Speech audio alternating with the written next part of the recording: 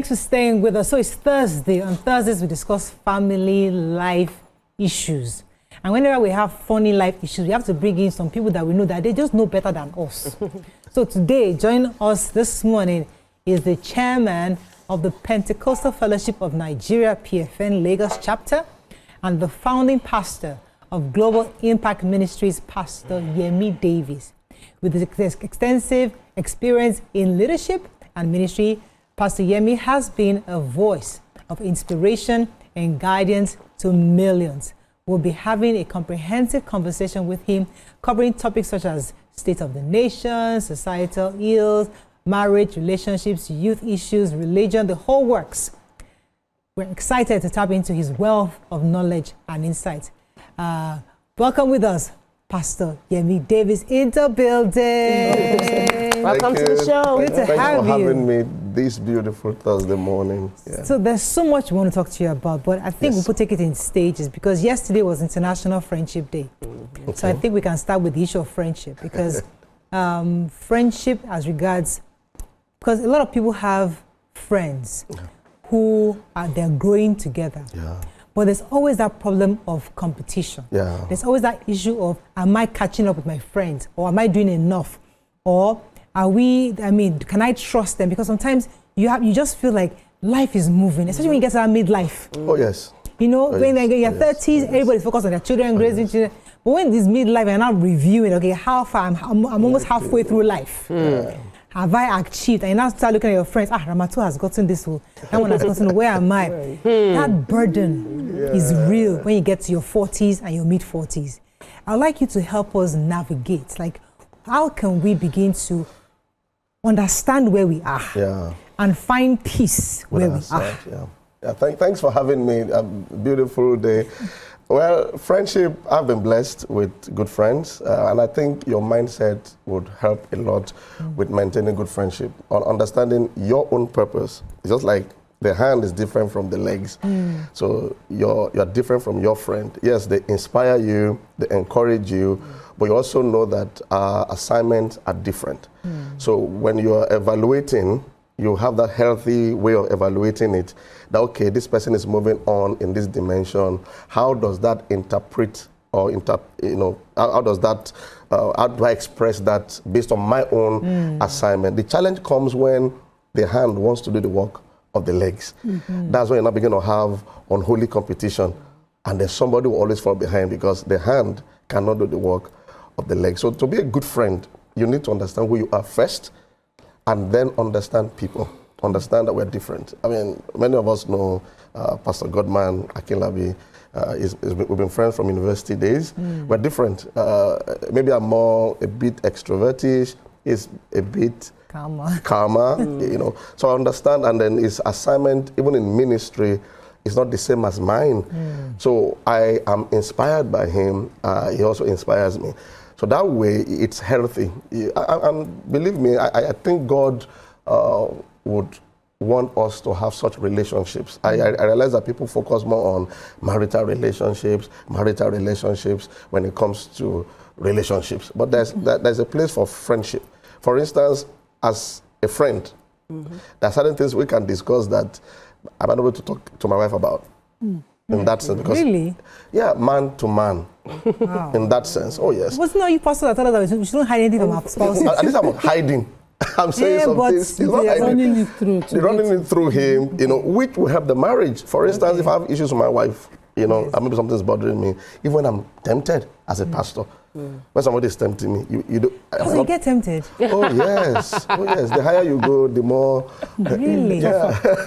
I would like to revisit that, but let us stay on friendship. Let me write it down so I don't forget. So I like that you mentioned the importance of these relationships as opposed to, when we got to the age of marriage, we all looked forward to marriage because marriage seemed to be the ultimate relationship you needed. Yeah. But we had the parents' relationship, we had various other relationships. This morning, I have not spoken to my grandma since 2023. Wow. Just send messages. Yeah. Tell grandma I'm seeing her. Last night, I couldn't sleep for whatever reason. She's the eldest in the village, and so, but when they call you, is that when you will now, So I called her, and I loved the conversation. it really helped me. The fact that, you know, somebody can still call me my pet names and all of that. And those are some of our relationships. They fix us in different spaces in our lives. Yes. You know, I want you to highlight how important it is, particularly because you talked about friendships. We have friends. Of course. And in misunderstanding our different spaces that we are. I've been through a journey where a lot of times when I fight with my friends, I say I just misunderstood. This is what she's tomatoes. This one is ataro. They are two different things. Two different things. But I'm trying to do maybe fried rice, and I'm thinking, why don't you just turn green? And you know, I'm fighting with this friend. But really, deep down, how do we understand those relations and how useful are they to us? I think the main enemy is ego. Yeah, many people want to impress their friends, or the target is to do better than your friends. And if you're like that, you're going to have problems. For instance, one of the things that helped my relationship, or the input that my friends have had in my life, is just understand that, we are going through the same challenges. Anything you're going through, sometimes the enemy, you know, makes you feel you're the only one going through this, you have a special problem, and it's overwhelming at times in terms of mental health. But one day, we came to church after a conference, and we realized that some of our equipments had been stolen. You know, very hefty. I was angry, it was a lot of money. I was in the office, just kind of discouraged. What is this now? I just had that thought. Call your friend. Those are the kind of things I was talking about. He's a pastor too, you know. Yeah. So I called him and said, Pastor, they just saw something. He said, how many did they take from your side? I said, what happened? He said, they were in our own place a week ago. Just that, just liberated. Just hearing, they took keyboard here. They took keyboard, mixer. I said, thank you, Jesus. So we were laughing, you know. And that just helped my day. So the moment you there's nothing you're going maritally, financially, that others haven't gone through before. Sorry, Pastor, I'm sorry. I know ladies to come in, but I want to pump it here for a second. Because you pastors also told us that we shouldn't be sharing our problems. We never said that. Who said that to you? Me, I went to marriage counseling. Don't tell a third party. Even your bring reception. All the chairman. Don't bring a third party into your marriage. And now we're hearing you tell us. They told us to not keep our single friends. Because you are telling. They didn't tell you. They told us. Yes, God bless you. They told us. You made a comment about misunderstanding. I think you misunderstood the counsel. I think you have to contextualize it, okay? There's always a thought first that can damage things. And there's always a voice that can help. I think the issue is discretion. Like the church thing I mentioned now. I mean, he's a pastor. If I was egotistical, you don't want to mention anything that happened to you. You want to present a face that our church is perfect. But if that is out of the way, I can tell you that, wow, there's still some things here. And he's able to, I realize that the more vulnerable I am, the easier for the person to also be vulnerable. The reason why I asked that question is because when you say you have male friends, because I feel like men are not talking to themselves. When they talk to themselves, they're only talking business, but they're not talking hurts, emotions, how they are feeling. Very few. They just stole this for me. I'm depressed. And the reason why they don't probably do that is because they've told us to keep our marriage. No, I don't think it's a marriage thing. I think it's a cultural thing. Men don't talk. Even with their wife. Thank you. There is a problem with men. I pastor men, you know, and I always said, express your emotions. The culture tells you if you cry, you're a weak man, you know, and Jesus wept, you know, that kind of thing. So I think it's a cultural thing that now maybe invaded the religious space. And I think we need to change the narrative. And I'm grateful for forum like this where such things can be, you know, you can express your emotions, you can cry, you can cry. When you hold it back, you're hurting yourself. Yes. So I remember, this story, my son, one day he was crying and then my daughter was not telling him, don't cry, you be a man, be a man. I was like, hold on, don't disturb him, let him cry. That's why he has tear glands. God created the tear glands. It's not just for decoration, it's for you to use it. So I think we need to, let people know that it's okay to express your emotion. Now, life's also about experiment. Okay, you have 2-3 friends. You relate with them. By the time you live with 3 of them, you will know which one you can lean on more. Nobody's asking you to remain close to 3 of them. Right? I mean, out of the 3, this one talks too much. I say something to this one and I'm hearing it all over the world. But this one, is more mature. This one is helpful. It's about, you know, evaluating those relationships, but it's good to have friends. So, you know, for friendship to stand the test of time, It's like a symbiotic kind of Yes, relationship. So I gain from you, you gain from me. That's how yes. relationships are. So I want to understand, do you guys have conflicts? If you have conflicts, how do you guys resolve Yes, it? I take him on. I take him up. How do you say it? I face him straight. That he did something to me, you know, I don't like it. And he apologizes. And the same thing.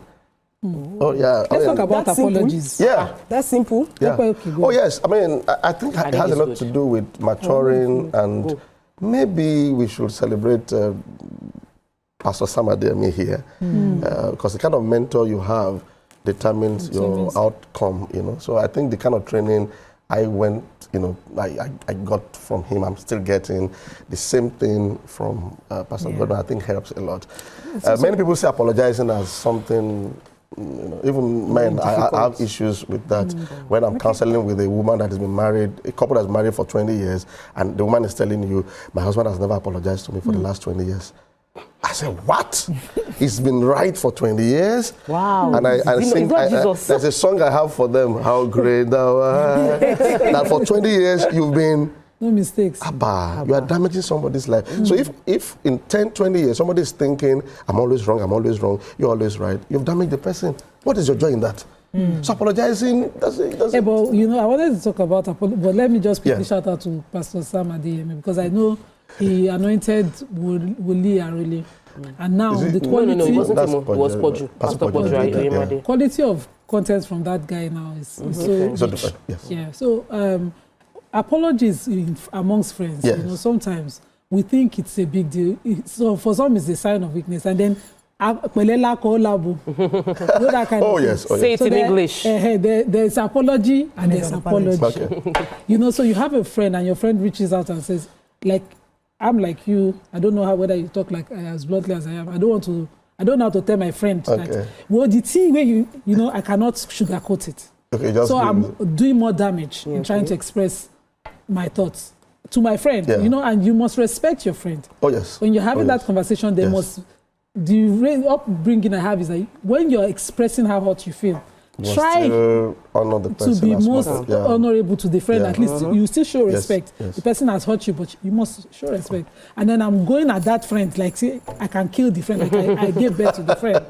And so maybe that will now inform the kind of apology I get. Maybe that.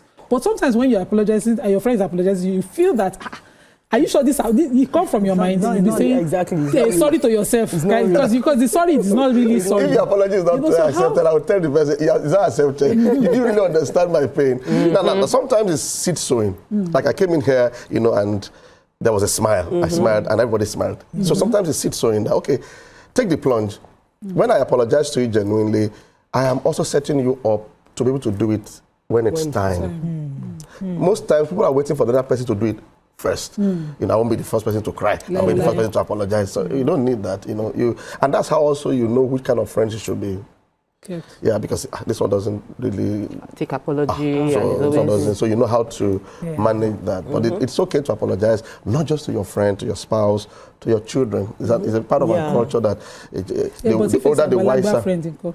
Ma'am? If your friend is older than you, because me and YK is a very... I've had to confront...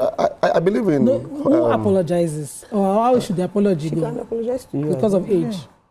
Oh, you set the person up.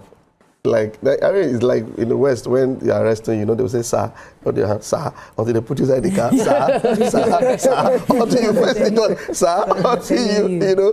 So I think, I mean, I've had to confront people. I believe in crucial conversations. I think what the damage we have is when people gossip. People don't confront people holily. They talk about, which creates problems. Yes. Gosh. This person hurt me, even as an older person. Just sir, yeah, sir, it pained me when you did that. It pained me, sir. You didn't used to do that, sir. You affected me, sir. That's a salon. And I heard that you said this, sir. You know, it's paining me. And in fact, sir, I'm not happy, sir. You know?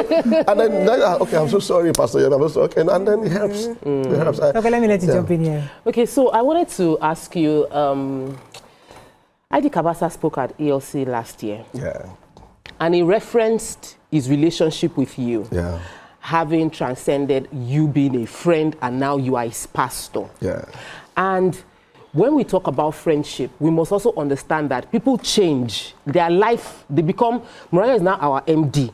Yes, she's my friend, but she's our MD. And then you have friends that have become maybe governor, or friends that have become, and you must still, how do you not become a sycophant? How do you honor them but still be able to tell them the truth? And how do you balance it? Because I like what he said, but I'm thinking that it might be because you're a pastor, and so he's looking at you from the spiritual. Okay. No, I mean, you've hit something very powerful. Nothing helps a relationship like understanding people and their seasons.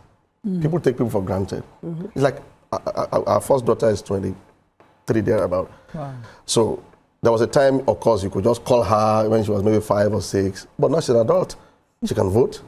She can drive, those things. So you have to respect people's seasons. So people change and transition, and if you value that, the relationship will stay. And sometimes you can have a sit down, coffee, and say, okay, what are the rules of engagement? Now you are the governor, my governor, and then you have some conversation. How do you want me to relate with you? Can I tell you some home truth? How would you prefer it? That kind of mature, upfront conversation. Yeah, if you don't do that, you can make mistakes sincerely. But that kind of conversation will help, so that, okay, I would like you to call me on Fridays. I would like us, to say it like this, or pass it through my wife, something like that. It helps. So that's... Okay, now let's go to relationship, because I'm trying to end this friendship matter quickly, because there's a lot of juiciness in relationship. And the reason why I wanted to get into, because you said something earlier that you get tempted. Yeah. So I'm going to put things in phases. Yeah. Because somebody spoke to me a couple of days ago, and she entered this marriage with, like, when I say love, head over heels love. Wow. When the woman is totally love. And give her all. She gave everything. Yeah. Now he has broken her heart. Totally. And sometimes people will advise you, don't go in fully. In case they hurt you. Let your eyes open. Don't let that blind you. Be very crystal clear. So my question is, should we still marry for love in today's times? Because the realities have changed. Economics have changed. Roles have changed. It's more the people who have transactional relationships seem to have more sense and more reality, because they are there and they understand what they are there for. That doesn't mean that there's no love, but we are clear who is doing what. Okay. When you just go there head over heels and life happens, it breaks people. Yeah. So in 2025, a young woman wants to get married. What kind of advice is there still love today? Yeah. Thank you. I think it's the way we define love. Okay. For instance, I grew up with that slogan, love is blind. If love is blind, I don't think God would have shown his love to me. He can see me very well, So I think it's the way we define love. We see love as being blind. Like, I have been pastoring for over 2 decades. One of the things that God will do for you is to give you signals. But when you are blind, you won't see it. So when somebody comes up to me and say, my wife or my husband just did this, it looks like out of the blues, it's a lie. I won't lie to you. Some signs would have been there that will help you either anticipate or confront or expect. God does that. And it's not just about relationship. In many things, you're getting a job, you did interview in the place, you will see some sign whether this job is a good one or you're just deceiving yourself. So when people meet people, and that's why we have courtship, for instance. Pastor, sorry to pause you. The reason I'm pausing, I'm cutting you because this thing you are saying, we've heard it before. You see, signs or no signs, because nobody is perfect. There will always be signs. So when you see signs... Yes, I will leave... They'll tell you to be resilient. No. Did you even see the signs? I'm telling you, did you? I've had conversations with people that say, but these things happened before you got married. You didn't tell anybody. You didn't say anything. Then now it's this horrible... It now looks like, but this thing didn't start here. And we have already bought a Shebi. It's like our health, too. It's like our health. I'm going to be 50 next year, for instance. I've heard that when you are 40, do test. Now I don't maybe do any test for 7 years. Yes. God forbid. And something just shows up, and you're talking to the doctor and say, this thing just showed up. No. Maybe you should have tracked it. The way ladies respond to love is not men. We are more logical. So our advice is, in the midst of the passion and the emotion, shine your eyes.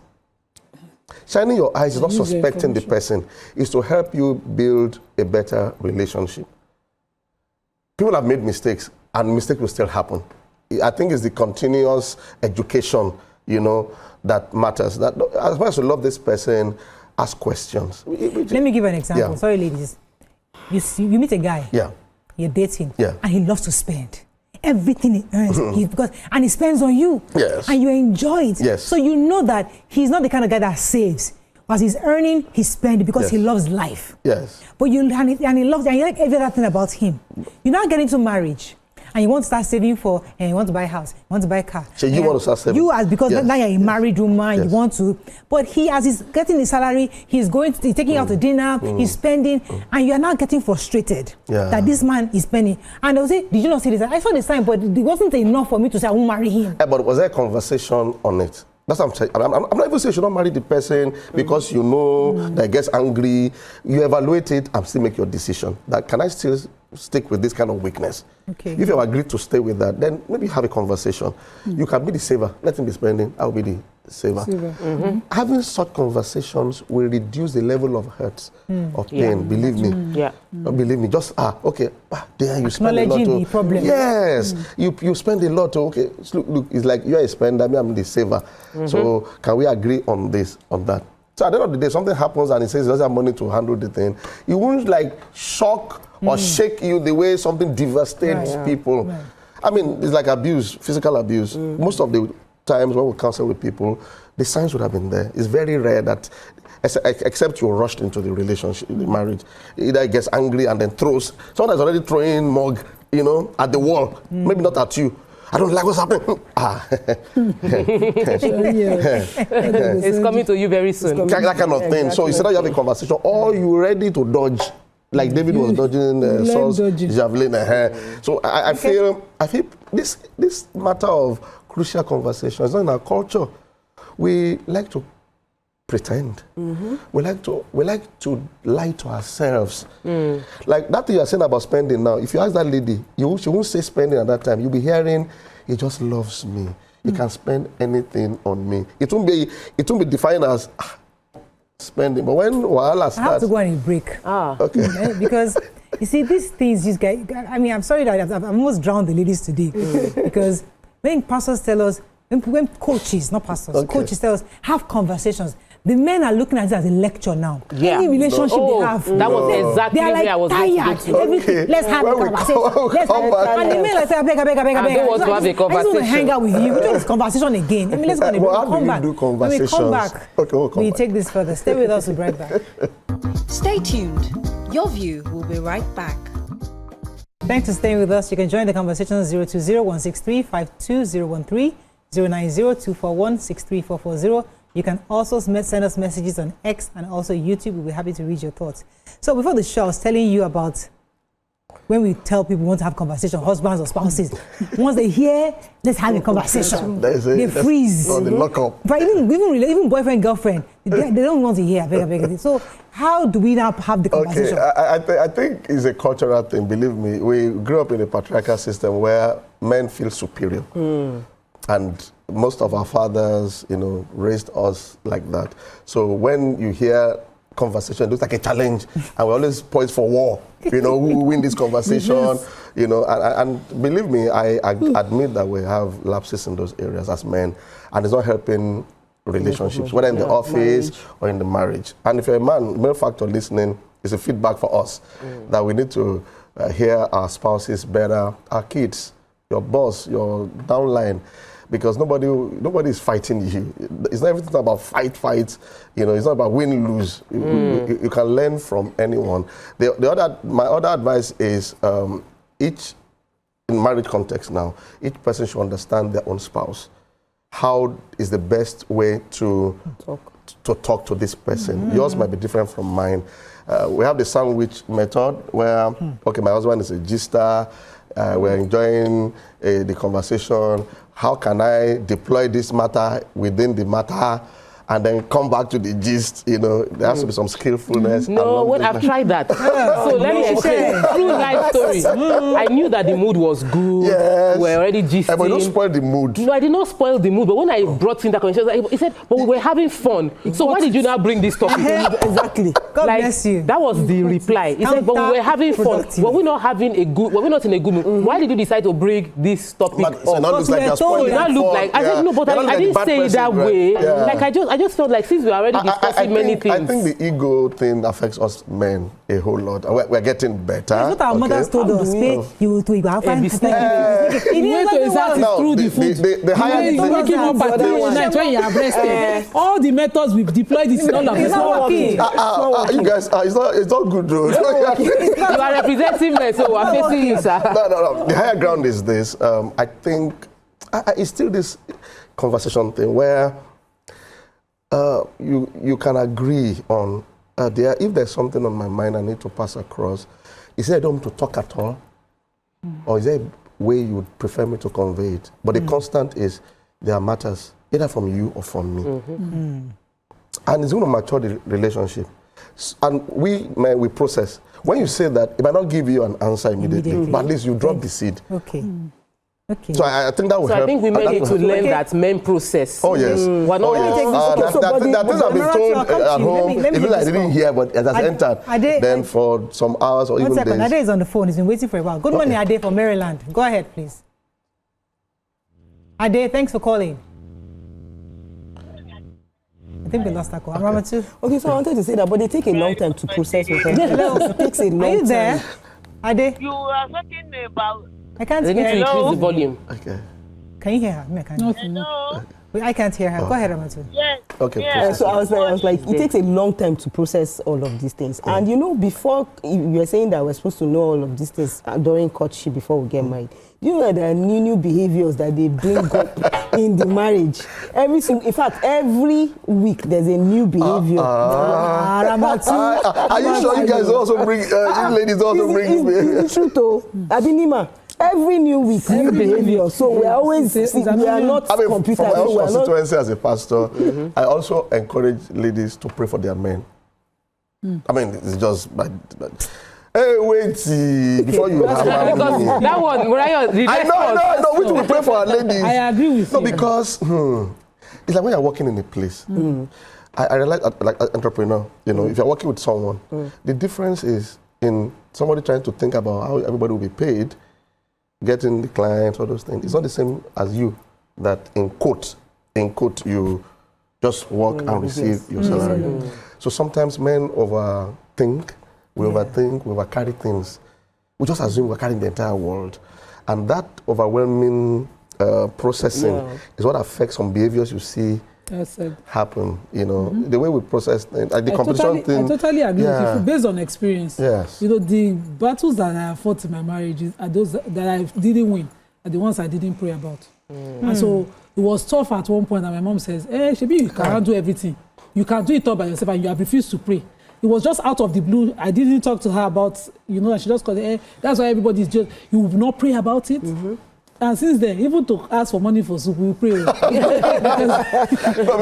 because I don't want to be met with... Like the competition thing now, I know you ladies, you do, but I think for men it's different. Competition, okay. Yeah, and the way a man's day goes, it will amaze you. Like the financial matters, the competition that happened that day. You know, you didn't know, just, you know, maybe one of his friends called him, or he saw something, or the boss, or promotion didn't happen, you know, he now comes home. Let me take this call, sir, because we have very little time. We're trying to squeeze in so many things for you. Going in from Ikeja, thanks for calling. You're live. Good morning, ladies. Good morning. Good morning. Go ahead. Good morning, Pastor. Can you hear me? Can you guys hear her? Yeah. Please increase the volume, please. Go ahead. Thank you. I wanted to say that why is it that it's only women that we're always setting place for conversation in the relationship? It's become something with us. Why are men not saying, let us have a conversation? If that has made us look somewhat of a troublesome person. They are saying conversation is the bedrock of every relationship. And so we always do it for mood. Pastor was saying just now that, okay, the man has gone for business and all of that. we also go to work. We also have things that we have children, we have all of that. Yeah. And men will not come and say, this lady has gone through something.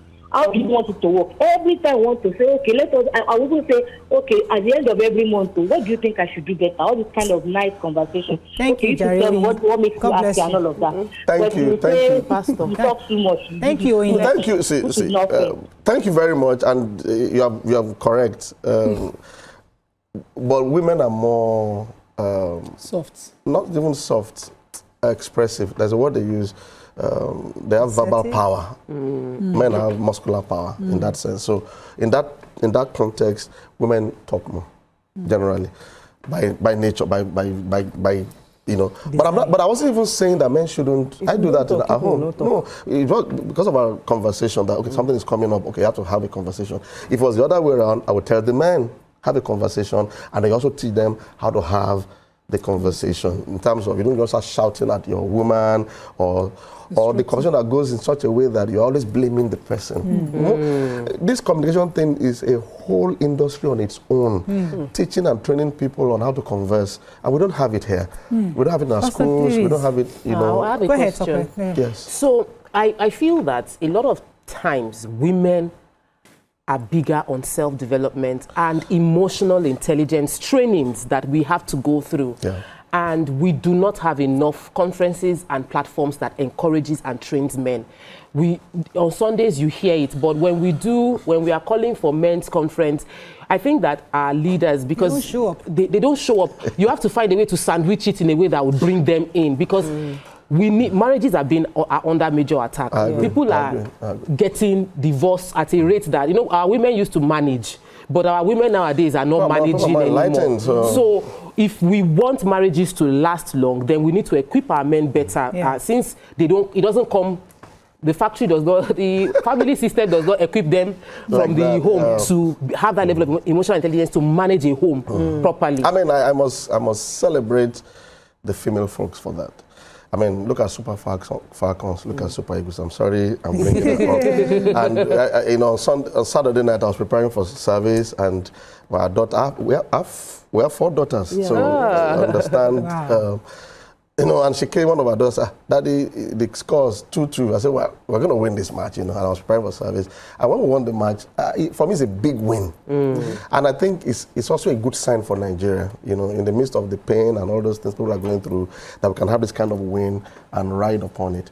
And I think the men would have loads of lessons to learn if they want to live a better life. You know, when people die, I see more men passing out, you know, than women.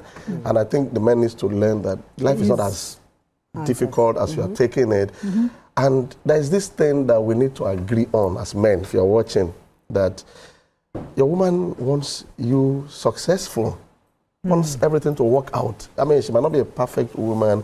I'm going to pray for people in the hospital, men, you know, when I pray for men. And I'm always finding their mother or their wife. You know, as where are the other guys that you are, you hanging know, out now those things that you are doing? Where are they? Where are This is your, should I say, your greatest asset.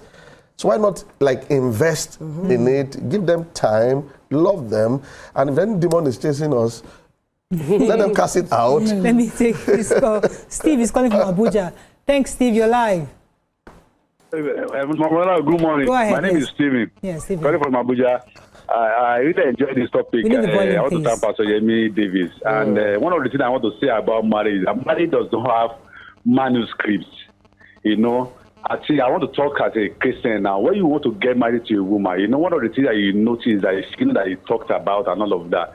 Because there are some things that come out of marriages after people are married that they didn't even bargain for and all of that. There are some things that, you know, there are some characters that are showing up after you are married and all of that, because both of you are coming from different background, different orientation and all of that. So one of the things that we help individuals how to tolerate one another, how to forgive easily. Like me as a man, I've never, you know, kept married with anybody, you know, all my life. I'm 50 years old by the grace of God. I've never kept married. You know, I would have two scripture. When the Bible talk about woman, I saw it in weaker vessel. So your prayer may not be hindered. You know, I understood that part very well. When you are not in unison with your wife, then you have a lot of things in your life as a man most of your finance, your peace, and all of that. I mean, I've been enjoying peace. It doesn't mean that I don't have argument with my wife, but I will be able to. I reported my wife anybody over 10 years that we are married. Because when I met my wife, one thing that God told me is that, see, be a better person to yourself. So when you be a better person to yourself, your wife will follow suit. Not that my wife, not that they are perfect, but I will be able to enjoy marriage. You know, marriage is beautiful, but it depends on the cutlery that you use. I'm telling you. Thank you very much, Stephen. Thank you, Pastor Davids. There's something that happened on Saturday to me I'd like to share with you. Yes. So I was in a car accident recently, and I wanted to, my back was hurting me, so I wanted to walk around. So Saturday morning, I decided to take a walk with my husband and my son. So usually we walk within our small estate. It's just a small street. But my son said, Mommy, I'd like us to walk outside the estate.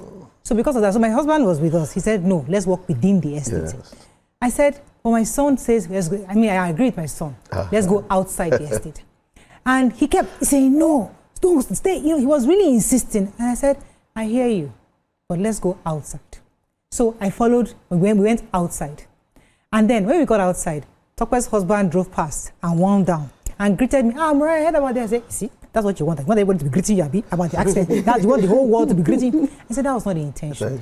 I just wanted to walk outside the estate. Of course, we went back in. And he picked up a fight. He said, that is subtle disobedience. And he was so upset that we went outside the estate. Like, it was a major catastrophe. Like, he made it the issue of the day. He wrote me a long epistle. And I read, that is subtle disobedience. And I'm thinking, how is that disobedience? You have given me an opinion, an idea. And I say, I will walk outside. How is that disobedience? So the point I'm trying to make is that some men, maybe, I don't know, maybe it's ego. What you are saying is different from what... They didn't hear you. It's something else. And I know it's like an issue between now, I mean, I'm a man, you know, and the weakness, maybe it's a weakness or the way I'm wired, you know, the way it is now is like between him and your son. And it's like you picked your son. That is. Thank you. That's it. Thank you. I also do that. I have 4 daughters. Sometimes when my wife says something and our daughter says something and I pick on my daughter, it looks like, oh. Because you like your daughter. So you see it differently. Yeah. and that's what I wanted to say, especially in marriage, in marital context, differences. If we understand our differences, we anticipate behavior and even mistakes. Differences. We have to agree that we are different. The way a man is wired is not the same as we are competitive. We want to win, and it's that same win that makes us build things anyway. So just has a downside. How long will men have this idea? Because now we're in our 40s. Me, I'm no longer I never really was. Maybe I tried to disguise it, a submissive kind of wife. I have my thought process. And I only respect people who think I have it. To assume that I can tell you what to do and you do it and it's a mistake. I don't even believe a man should. But in marriages, for you to, they'll tell us at your wedding, as one of the advices, be a sheep. If you marry lion, you be a sheep. We're not sheep. So now, we are now adults. We are midlife, and you are still giving me instructions. Where will you realize that you need to now, that conversation, that lecture, that talk you don't want to talk, is my way of life. That you must talk to me. Not talk at me or instruct. But you agree that on this table now, you have a leader, right? Yes. And there are things that happen that she would say, what do you guys think, right? You agree? And then you put and there are some things that she will just say, this. Does it make her... You understand? Okay, you understand? So it depends. If she says you should take a break, you can't say no, can't take a break. No, she's your leader. So in relationships, we have to agree. I mean, there are times when, okay, let's agree on these things. But there are some areas where somebody has to say, okay, we're going to London for Christmas or we're going to the village for Christmas, you know. And there are times when, if you as a woman don't think that's the best idea, I encourage you to also pray about it or also find a way of... but even if you dissent, because something happened over 2 weeks, these 2 weeks. My kids had to go to the Airbnb to stay with my relative, my husband's side of the family. Everybody was lounging. They rented the place. And I said, I don't want to be there. I'd rather be home alone. Yes. But I respect you. I'll take the kids with you. So I took the kids and I stayed home alone and he could not process it. I just, it's not But any did he fight you on disrespect. There was a fight. Because, I mean... There was an accusation, sir. Okay. That, you don't want to be there. You don't want to be because it's my family. If it was your family... See, when a man reacts, there's a string. Like, you'll be surprised that I say... Because when I go to my family, I don't drag my husband, but I feel comfortable. So when it comes to his own family, for instance, it's a bit sensitive. And I don't know what happened the previous episodes. Yes. So your reaction now is not just on that matter. I'm sure there are 2 or 3 things. Your own relationship is colored. Yes. Okay, why is that when it comes to my family, you want to stay home? We have to wrap up soon. I need to... no, you cannot do that. Okay, so, geez, we've spoken a lot about the nuances, the things that are influencing what we do that we're not conscious of. And it reminded me of something. I want to picture this before I ask you the question about... There was a little argument that broke out on Saturday at a party, and it was because they called the younger before the older one in a Yoruba family to dance, and she said, "I'm not going to," and it became drama until, funny enough, it was a pastor. One of the pastors came out and said, "Why are you trying to beg her that she's single? She's not reacting to the fact that they did not call her. She's reacting to the fact that they called my younger sister because she's married." There are many things happening that we're not seeing. So sometimes we're looking at, when you said that thing about the son, it was like light bulb. We're not seeing it, but there are small things that are nanosecond triggers in the mind of the person we are responding to. So we need to give grace and do a lot of prayer. Now, my question to you, sir, you mentioned temptation earlier. And it seems that, like, as our men get richer, because now, before, I don't even bother with my husband, but now my husband is going to the gym. He's now looking very, very gege, and there's more money now. I'm like, okay, temptations will come, and people would, it's not even the temptation, they will want to tempt you because they feel like you have what we want. And I don't think that he can discuss temptation with me. I've tried and tried and tried, it's not working. So how can we advise men? How can men deal with temptation? Fantastic. Yeah, I mean, coincidentally in our church this month, we are studying the life of Joseph. Okay. And that's a classic template anybody can follow. And the truth is, for a man, that thing you are toying with, if you are toying with it anyway, it doesn't have a future in it. If Joseph can escape that, then you should be able to escape it in terms of, you don't say I don't have any option. It was very tight for Joseph because he was the boss's wife. Like, it looks like an opportunity, but he was able to discern. And I tell men clearly that what is behind 7, how do you say it in Yoruba? What is behind is much more than that. And I'm hoping that men here can always be in the right forum or fora where the realities of these things are told them, because what is at stake is much more. Sir, let me pause you for a second. I'm sorry about that. Let me jump in there. A man will tell you, I love my wife. I see her as a mother of my children. I don't, but that the erotic part of me no longer awakens towards her because I see her as the mother of my children. So you can't force me to be emotionally attached to somebody else when my secretary or somebody else gives me that attraction. So I am a biology, I'm a human being. My body is no more moved. My body is no more moved by the mother of my children.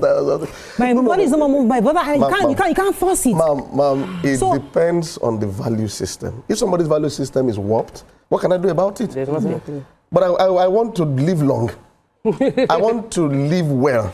And I say this categorically, that if a woman is in your life, one of your aims should be to be a blessing to her.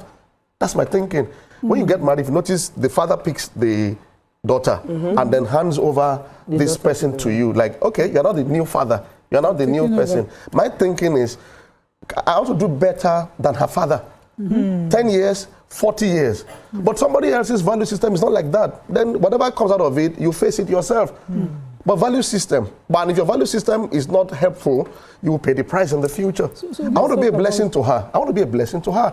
And I'm not even looking at what she should do for me in that sense. I want to be a blessing to her. I want her dad to come and visit 10 years, 15 years, and either say it or you're doing a better job. It's clear. So, self-centeredness is the problem of relationships. When you always look at things from your own perspective alone. I don't want that. I'm tired. But okay, you want your secretary, that's what you want. But how does it affect this woman? You're married. But if you're self-centered, that means you don't even care how that decision affects her. What if she says, okay, she's mother of children, but there's a neighbor that she likes too? How will you react? No, women are supposed to. No, because even when I talk to pastors, I say, pastors, when you're leading a church, put yourself in the shoes of the congregation. Congregation, put yourself in the shoes of the pastor. So if as a pastor I'm preaching now, I'm teaching for 4 hours, can you choose standard that you see that somebody talking? Put yourself, husband, put yourself in the shoes of your wife. Wife, no matter what's happening, put yourself in the shoes of your husband. If we can agree on that today, maybe our response to things will be different. Like, okay, if I was the husband too, and my wife talks to me like that, it's not the best. Or if I'm the wife and time is fast and this person, I think that I really wanted to touch on the fact that you recently became the chairman of the Pentecostal Fellowship of Nigeria Lagos chapter. Yeah. Congratulations. Thank you. How is that going? It's a lot of work, but it's I believe in collaboration. Just like I mentioned about the hand and the legs, it takes different parts for the body to function well. So the PFN in Lagos is more like the body of Christ coming together to do things. I mean, the recent Benue killings, I just announced to churches, let's put things together and be a blessing to Benue State. And I was impressed by the response. Like if one church is trying to do it, we went with like 60 tons of relief materials. That's a lot, 4 trucks. Different churches. Well, as the chairman, how do you plan to reconcile the Gen Zs? Because many of them, their responses to prescriptures or this, they criticize everything. You say something and they are poking and they are criticizing pastors. How we used to see the word before, they don't see it like that. So, as a Pentecostal chairman, what task is ahead in trying to reconcile this generation to the church? We have to agree that that's the future. I respect and love the Gen Zs a lot, but they're not like us, and it's okay. It's just for you to understand the terrain they're in and the realities. We didn't grow up with the Wi-Fi, so they have access to information. So if you understand that, that means you can't just dump things. When we're growing up, when somebody else says something, okay, amen. But here, when somebody says something, they can, while you're saying it, they are checking it. So when you understand that, that means your communication should be different, maybe more detailed and sensible. So I think, and that's what we're doing with the youth wing of the PFN, where engaging them better. I love younger people. I believe they're the future of our nation, and I believe engaging them, respecting them, and then finding ways to allow them receive wisdom, because that's another thing they also need to learn, that you are Gen Z today, one day you'll be married, and then you understand yes, that you are going there, that we too were young before, so that mutual, like the example you gave broadcast when, like David and Saul thing, where Saul loved David, he wanted him to bring down Goliath, but he now gave him his own armor. And the older people need to understand that as sincere as you can be, your method will most likely not work for them. And I love the way David now came and said, this thing cannot work for me. And I love the way Saul said, oh, sorry. So the challenge you're having now is people now trying to say, you must use this armor. So this was what I was using to do all the battles. So you too, that's the problem we're having. So the older people need to understand that the methods that work for you would most likely not work for the younger people. I know you are sincere, you want them to succeed in life, right? To make it, but what helps you to succeed most likely will not be the way they will do it. So understand that. Allow them to use their sling and the stone. Fantastic. While you're also giving them opportunities. They're commending Pastor. Said words on marble. Self-centeredness is why the word is, self-centeredness is the enemy of relationships. And another one says, Cormac says, ego is the number one. So they are quoting Pastor David today. The third one. Say, thank you, Pastor, for your philanthropy and help towards the needy in Benue. God bless you sincerely. Someone said, ask him about Exodus 21:10. What is inside it? Maybe, when you're interpreting scriptures, the understanding of the process, the Old Testament, then the New Testament. Sometimes people just pick out a verse out of context. For instance, before Jesus died and rose again, everything was different post-resurrection. So when it's some things, maybe in the book of Leviticus, all those places, the interpretation is not the same as the Pauline epistles to the Gentiles that were not in the Jewish nation, those kind of things. So okay, we have to wrap up with you. Yes, ma'am. Pastor. So you're telling me in this entire world, there's no woman that can tempt you? I didn't say that. He said so. I said it tempts me. He said temptation. Oh, He this one. Is that what I said? I said I'm tempted. I call Pastor Godman. So give us an idea the kind of thing that tempts you. Why do you want to do that? So that we can prevent No, see, them. every man must agree that your wife is not the most beautiful woman, and every woman must also agree that your husband is not the most responsible That's not what they woman. told us. Because they are changing everything. No. That's the most beautiful woman In the eye. No, I agree. No, In the eye of the beholder. those capable of transferring information can also transfer error. So, and life is about progress. Sometimes some things you learned 20 years ago, you need to unlearn or, So, because you see, the reason, because before you became a Christian, before you became tongue speaking, yes, ma'am. there was a life of Pastor Yemi back then, like a Yemi kind of guy, Yemi. Like. So now, because now Yemi is not a pastor, he's now Pastor David. Yes. So he has his wife. Yes. So if that woman that was in Yemi's life in the days, that kind of woman, now shows up. You still meet them. So what I tell leaders or pastors is, you know the kind of person that tempts you. Everybody knows their model. Even the woman will know. You know the kind of man that if I talk to this man too much, I'll misbehave. That's why you run away. You must know thyself. Even when we are, say know thyself. so it's not every man that can tempt you, Mariah. It's not every woman that can tempt me. But there's a model. You all have, everybody, you have so when you know, like a lady was to be employed in our church, she was qualified generally, but it wasn't going to work out because this model is not good for me. Because you work close to me. Yeah. So and that's the fleeing thing. You know, what you will not eat, don't put it close Being to true, knowing yourself. And there's some people that even if you stay with them in the house for 27 years, nothing will happen. Know thyself. Thank you. I think we can end with that. Thank you very much, Pastor David. That's all we can take on today's show. Hope you learned a few things as we have. Have a great day. We'll see you tomorrow. Bye for now.